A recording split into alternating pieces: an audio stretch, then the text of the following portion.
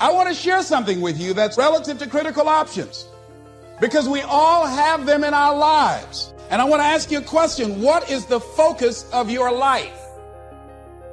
What is the focus of your life? In life, you have a critical option. You can take a stand in your life. Who here's ever raised the standard and you get out there and you go, I'm going to go do this, and I'm committed, I'm going to change this, I'm going to make that happen, I'm going to lose 50 pounds, I'm going to take my company to the next level, and you're all excited.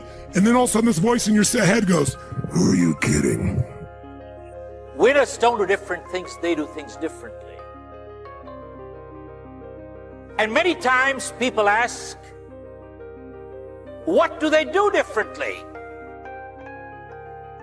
One, folks, winners form the habit of doing things that losers don't like to do. And what are the things that losers don't like to do? They're the same things that winners don't like to do either, but they do it anyway. Or you can follow the crowd. See, people who follow the crowd, their lives are not focused. They're not immersed in anything. People who take a stand, they're living a life that has some power, a life of achievement, a life that has some meaning. People that are taking a stand in life, they are consciously involved in a process to design a life of substance. People who are following the crowd, these are people that they're just doing what everybody else is doing. Who's ever had one of these? Raise your hand and say, I. So once you raise your standard, you got to get certainty behind it. You can sustain it. And that means you got to change your limiting beliefs. You got to change your limiting beliefs. And who has limiting beliefs, by the way? Who? Everyone does. So you got to become aware of it and you got to destroy it. Losers don't like to get up in the morning. Winners don't like to get up in the morning either, but they get up anyway. Folks, losers don't like to work hard. Winners don't like to work hard either, but they work hard anyway. Winners form the habit of doing things that losers don't like to do. Folks, someone asked, are positive thinkers fools? Don't they recognize we all have limitations in life? Folks, don't we all have limitations in life? Yes, no. Folks, the answer to that is winners are not fools. Winners recognize their limitations but focus on their strength.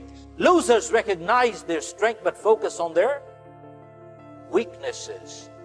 Folks, this one sentence is so powerful it can change anybody's life. Let me repeat. Winners recognize their weaknesses but focus on their strength. And losers recognize their strength but focus on their limitations. They learn to turn a weakness into a strength. I'm going to share with you a prime example. How can a person turn a weakness into a strength, folks? Our greatest weakness can become our greatest strength.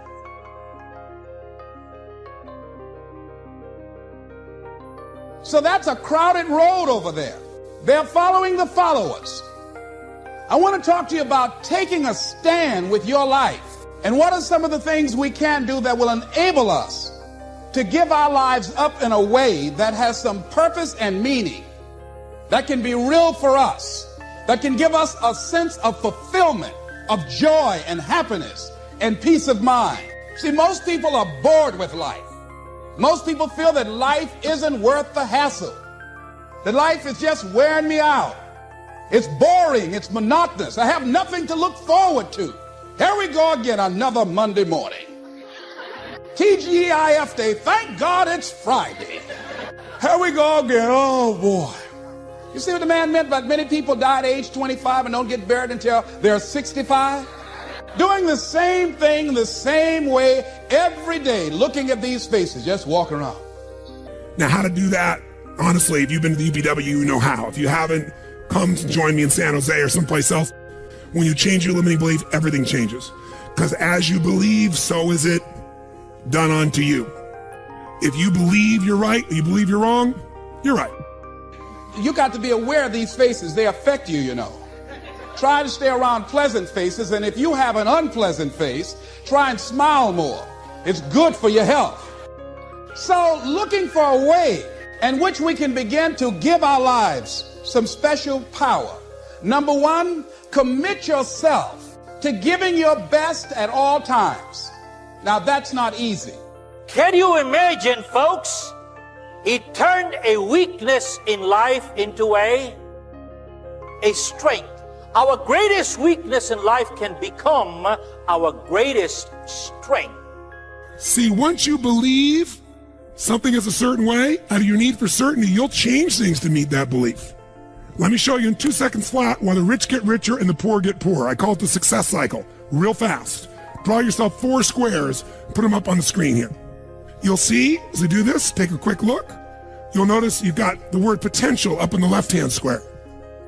See, most people, and particularly those who are working in corporations, they're finding now they've got to change their behavior. We're now involved in a world economy. We will never do business the way in which we've done business in the past. We will never be able to, in the American workplace, do just enough to get by. Up in the right-hand square is the word action.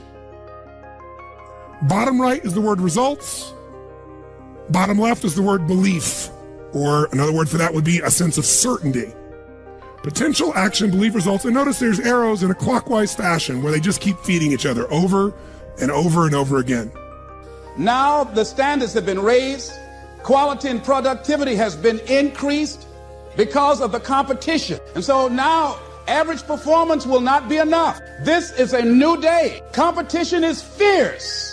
So people who've been locked into a behavior pattern are working just hard enough to keep from getting fired. They're being laid off, are forced into early retirement. It's a new game now. So now more than ever, it's about increased productivity. Now more than ever, it's about superior quality service. So again, it's potential, action, results, belief, or another word for that would be certainty. Now, did you ever notice how rich people tend to get richer and poor people to get poorer? And I don't just mean rich in financial terms. I mean people that are rich emotionally. Do you ever notice how happy people tend to get happier and depressed people tend to get more depressed? How many found this to be true? Say aye. It's because the power of momentum and what I'm about to show you. So let me show you something here. What's the potential of any human being? You tell me, quick.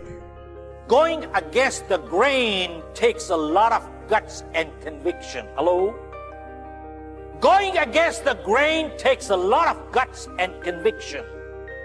And that is what is called leadership. Now more than ever, it's about creating a positive atmosphere in the workplace. And people that have that competitive edge, people that are hungry to make it.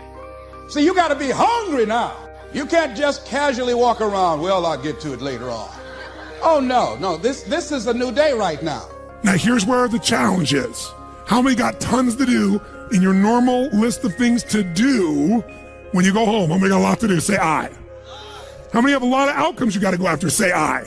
How many have the same amount of time you had before? Say aye. So in your business, if you need something to get done, you get it done because it's an absolute what? Or you hire someone to get it done. Hire us, hire someone else, get somebody inside. But are these things you're going home with musts or shoulds? Which one? Do whatever it takes. You say, I don't have the money.